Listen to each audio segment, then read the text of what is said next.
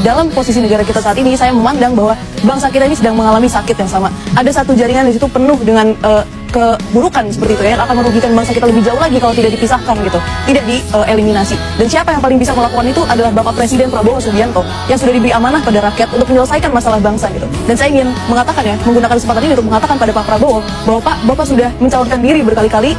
Bapak sebegitu inginnya untuk berkontribusi gitu ya pada negara dan memberikan yang terbaik untuk rakyat, maka jangan biarkan kesempatan yang satu-satunya ini Bapak berikan pada 1 orang, 2 orang, 3 orang, 4 orang yang menjadi tangan-tangan Bapak yang menjauhkan Bapak gitu. Dari Bapak seorang presiden, Bapak negara kepada rakyat Bapak yang ada di bawah. Bapak harus mendekatkan diri. Kalau bisa rakyat itu Bapak yang langsung jawab. Kita punya masalah ini, kita akan begini, ini yang akan kita lakukan. Tenanglah rakyatku.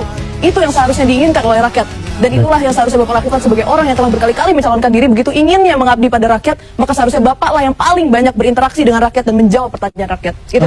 Dan untuk Pak Presiden sendiri, Pak Prabowo, Pak, mungkin Bapak harus bisa untuk memanage informasi yang Bapak terima, karena bisa jadi informasi yang Bapak terima mungkin berbeda gitu dengan apa yang rakyat rasakan. Dan Bapak sebagai orang yang dipilih oleh rakyat, Bapak harus bisa mendengarkan rakyat lebih dekat gitu Pak. Bapak harus bisa menempatkan rakyat ini pada posisi spesial di mana tidak ada barrier antara suara rakyat terhadap Bapak. Bapak harus bisa mendengar suara rakyat tanpa filter dari orang-orang terdekat Bapak yang mungkin tidak enak kepada Bapak karena sudah dipilih sebelumnya.